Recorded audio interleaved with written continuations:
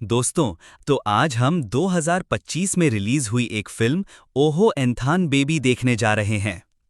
कहानी की शुरुआत में हमें अश्विन दिखाया जाता है, जो एक अभिनेता विष्णु के घर अपनी फिल्म की कहानी सुनाने जाता है। अश्विन ने पहले ही विष्णु के असिस्टेंट किंग को बता दिया था कि भाई मैं कहानी लेकर घर आऊंगा।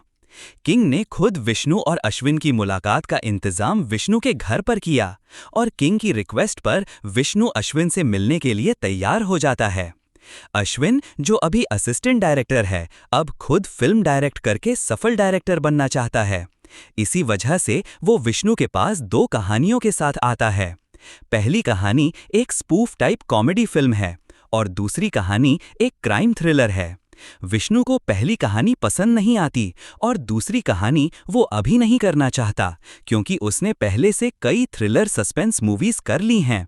वो एक ताज़ा कहानी चाहता है। इसलिए वो अश्विन से कहता है कि किंग से संपर्क में रहो, जैसे ही अच्छी कहानी मिले मुझसे मिलो। अश्विन इस बात से दुखी हो जाता है। उसका उदास चेहरा देखकर किंग कहता है, सुनो, विष्णु ने अभी तक कोई रोमांटिक मूवी नहीं की है। अगर तुम उसके पास रोमांटिक मूवी की कहानी लेकर जाओ तो वो मना नहीं कर पाएगा। अश्विन ये सोचते हुए किंग के साथ जाता है और उसे याद आता है कि मेरी कहानी किसी रोमांटिक मूवी से कम नहीं है। फिर वो फिर से विष्णु के घर पहुंचता है और किंग से कहता है, मेरे पास एक लव स्टोरी है, मैं इसे विष्णु को सुनाना चाहता हूँ।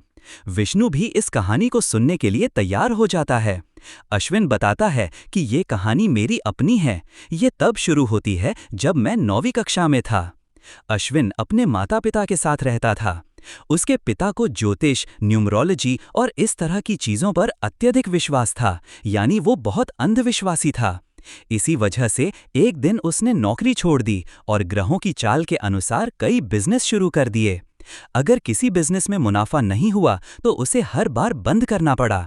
इस वजह से अश्विन की मां को घर चलाने के लिए बाहर काम करना पड़ा। उसे घर की पूरी जिम्मेदारी लेनी पड़ी, साथ ही खाना बनाना और घर का ध्यान रखना भी शामिल था। इस वजह से अश्विन के माता पिता के बीच बार बार झगड़े होते थे और अश्विन के अंदर बहुत गुस्सा भर गया था। हालांकि वो अपने चाचा मुरली का बहुत सम्मान करता था, जो एक सिंगल स्क्रीन मूवी थिएटर के मालिक थे। अश्विन ज्यादातर समय अपने चाचा के थिएटर में मूवीज देखता था।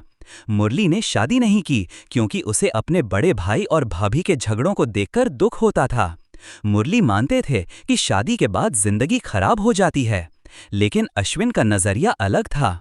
अश्विन ने कई लव स्टोरी मूवीज देखी थीं और वो ऐसी लड़की से शादी करना चाहता था जिसमें 4 गुण हों।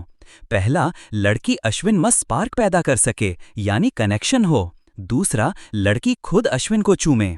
तीसरा, लड़की अश्विन की असली ताकत पहचाने और उसे बताए। चौथा, लड़की अश्विन से कभी झगड़ा ना करे, क्योंकि वो नहीं चाहता कि उसकी जिंदगी उसके माता पिता जैसी हो।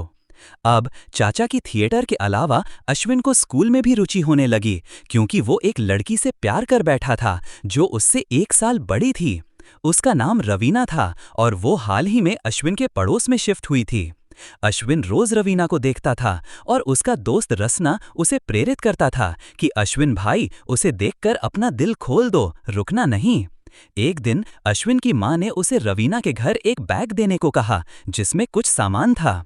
रवीना का नाम सुनते ही अश्विन तुरंत वहां पहुंच गया। जैसे ही वो रवीना के घर पहुंचा, वो उसे देखता रह गया। ये पहला पल था जब अश्विन ने रवीना से बात की। जब अश्विन ने उसे दीदी कहा तो रवीना ने कहा, तुम मुझे दीदी नहीं बुला सकते, मुझे रवीना कहो। ये सुनकर अश्विन 9वें आसमान पर पहुंच गया। उसे लगा जैसे जिंदगी की सारी खुशियां मिलने वाली हैं। इस तरह इनकी दोस्ती बढ़ने लगी। एक दिन रवीना ने अश्विन को छत पर बुलाया और पहली बार उससे बात की। उसने अश्विन को चूमा और अश्विन को यकीन हो गया कि रवीना उससे प्यार करती है। लेकिन एक दिन जब अश्विन अपनी मां के कहने पर रवीना के घर कुछ बॉक्स देने गया तो रवीना के पिता उसे डांट रहे थे, क्योंकि उन्होंने रवीना को किसी लड़के के साथ देखा था। रवीना ने कहा, मैं उस दूसरे लड़के से प्यार करती हूँ पापा। ये सुनकर अश्विन हिल गया, उसके पैरों तले जमीन खिसक गई। उस दिन वो बहुत रोया। एक दिन साहस जुटाकर अश्विन ने पूछा, क्या तुम मुझसे प्यार करती हो? रवीना ने उसे डांटा और कहा, तुम्हें ऐसा कैसे हिम्मत हुई? आज से मुझे दीदी कहो, तुम मुझसे बहुत छोटे हो। ये सुनकर अश्विन उदास हो गया। पहले वो दीदी कहने गया था और अब जब वो उसे नाम से बुला रहा था तो रवीना ने उसे फिर से दीदी कहने को कहा। यहाँ अश्विन का दिल टूट गया। वर्तमान में इस कहानी के इस हिस्से को सुनने के बाद किंग ने कहा, लड़की बहुत चालाक थी, उसे किसी और से प्यार था, फिर भी उसने तुम्हें धोखा दिया। आजकल की ये फैशनेबल लड़कियां ऐसी ही होती हैं। अश्विन ने अपनी कहानी आगे बढ़ाई जब उसे सच्ची मोहब्बत मिली। कॉलेज में उसकी बेस्ट फ्रेंड अंजलि थी। अश्विन ने अंजलि को अपने दोस्त रसना से मिलवाया और दोनों एक दूसरे से प्यार करने लगे। कॉलेज के बाद भी अश्विन, अंजलि और रसना मिलते रहे। अंजलि के पिता ने एक नया घर खरीदा और गृह प्रवेश के दिन अश्विन रसना के साथ वहां आया। वहां अश्विन अंजलि की चचेरी बहन मीरा से मिला। अश्विन ने रसना को सुझाव दिया कि वह अंजलि को शादी का प्रस्ताव दे। रसना ने ऐसा ही किया और अंजलि ने प्रस्ताव स्वीकार कर लिया, जो मीरा को बहुत पसंद आया। मीरा ने अश्विन को नोटिस किया क्योंकि ये आइडिया अश्विन का था और दोनों पहली नजर में एक दूसरे से प्रभावित हुए। मीरा एक डॉक्टर थी और प्रैक्टिस कर रही थी, जबकि उसकी मां को एमनेजिया था, जिसके कारण मीरा को उसकी देखभाल करनी पड़ती थी। अश्विन ने इंजीनियरिंग पूरी की थी और एक आईटी कंपनी में काम कर रहा था। मीरा अश्विन से 2 साल बड़ी थी। ये चारों, रसना, अंजलि, मीरा और अश्विन, वर्कला में बैचलर पार्टी के लिए गए। वहां मीरा और अश्विन अंजलि और रसना की वजह से करीब आए। अश्विन ने मीरा को कॉलेज की एक कहानी बताई जब वह एक लड़की से प्यार कर बैठा था, जो हमेशा उसे देखती थी, लेकिन वो लड़की समलैंगिक निकली और अंजलि से प्यार करती थी, अश्विन से नहीं। मीरा ये सुनकर हंसी और फिर उसने बताया कि उसका भी एक बॉयफ्रेंड था, गोपाल, लेकिन अब वो उसके साथ नहीं है। मीरा ने अश्विन को चूमा, लेकिन दोनों ने अभी तक अपनी भावनाएं पूरी तरह व्यक्त नहीं की। अगले दिन वापस लौटते समय उनकी कार टकरा गई और अश्विन ने लड़ाई की, जो मीरा को पसंद नहीं आया। उसने अश्विन को रोका, लेकिन अश्विन ने गुस्से में कार का शीशा तोड़ दिया। मीरा को अपने चाचा की याद आ गई, जो उसकी मां के साथ मारपीट करता था और चीजें तोड़ता था, जिससे उसकी मां को एमनेजिया हुआ था। मीरा ने अपने पिता की विरासत से पैसे से पढ़ाई और मां का इलाज किया था। वह और उसकी मां हर साल कुछ दिन अमेरिका जाती थीं, लेकिन चाचा को ये पसंद नहीं था। इस घटना के बाद मीरा और अश्विन में बहस हुई, लेकिन प्लेन में मीरा ने माफी मांगी और सब ठीक हो गया। एक दिन अश्विन ने मीरा को मूवी दिखाई। मीरा को मूवी समझ नहीं आई तो अश्विन ने उसे आसान भाषा में समझाया। मीरा ने सुझाव दिया, तुम फिल्म मेकिंग क्यों नहीं करते? जटिल कहानियों को आसान बनाना एक फिल्म मेकर की असली कला है। इस सलाह से प्रेरित होकर अश्विन ने नौकरी छोड़ दी और एक डायरेक्टर के असिस्टेंट बन गए। मीरा में अश्विन के सारे गुण थे। उसने पहले चूमा, झगड़ा खत्म करना चाहती थी और कनेक्शन था। उसने अश्विन की ताकत पहचानी और करियर की सलाह दी। अश्विन ने मीरा से अपने दिल की बात कही और मीरा ने उसका प्रस्ताव स्वीकार कर लिया। दोनों डेटिंग शुरू कर दी। लेकिन अश्विन की एक कमी थी, वह मीरा की बातों पर ध्यान नहीं देता था। जब मीरा अपनी परेशानियां शेयर करना चाहती, अश्विन सुनता नहीं था, जो मीरा को पसंद नहीं था। एक दिन अश्विन के पिता को पता चला कि उसने नौकरी छोड़ दी और असिस्टेंट डायरेक्टर बन गया। सेट पर जाकर उन्होंने अश्विन को थप्पड़ मारा क्योंकि वह उसके ज्योतिष के अनुसार नहीं चल रहा था। अश्विन ने उनके साथ झगड़ा किया और गुस्से में भर छोड़ दिया। वह कुछ दिन चाचा मुरली के घर रहा। इस बीच मीरा अश्विन से मिलने आई और उसे मनाने की कोशिश की, लेकिन अश्विन के गुस्से में उसने उसका लाया खाना फेंक दिया।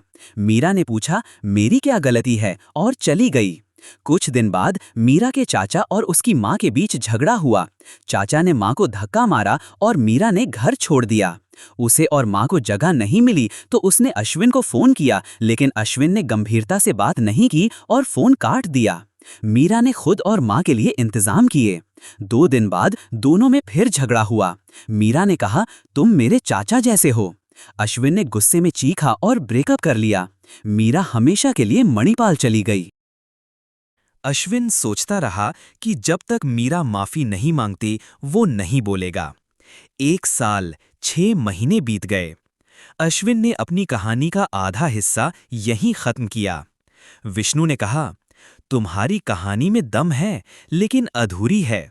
जाओ मीरा से मिलो और पूरी करो। अश्विन ने कहा, सर मैंने सिर्फ नरेशन दिखाने के लिए बताया था। अगर आपको पसंद है तो मैं अगला हिस्सा लिख कर लाऊंगा।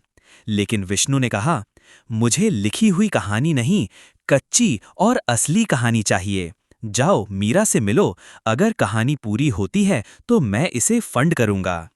अश्विन मणिपाल गया और मीरा से मिला, जो अब अपनी जिंदगी में व्यस्त थी। उसने कहा, मैं लोकेशन फाइनल करने आया था तो तुमसे मिलने का सोचा। मीरा ने उसे शाम को घर बुलाया। वहां गोपाल मीरा का एक्स बॉयफ्रेंड था, जो अब उसके साथ था। अश्विन का दिल टूटा, लेकिन वो चाय पीकर चला गया। गोपाल ने उसे मीरा के बर्थडे पर बुलाया। अगले दिन बर्थडे पर गोपाल ने घोषणा की कि वे अमेरिका शिफ्ट होने वाले हैं। अश्विन गुस्से में चला गया, लेकिन रसना ने समझाया, तुम माफी मांगने आए हो, भूल गए। अश्विन ने अगले दिन मीरा से कॉफी पीते हुए माफी मांगी। मैं बदल रहा हूं, मुझे खेद है। मीरा ने उसे माफ कर दिया और अश्विन ने कहा, मुझे तुम्हारी खुशी देखकर खुशी हो रही है, गोपाल के साथ सुखी रहो। मीरा हैरान थी, लेकिन अश्विन को जाने दिया। वापस आकर अश्विन ने विष्णु को सब बताया। विष्णु ने कहा, दुखी मत हो, दूसरी कहानी लिखो।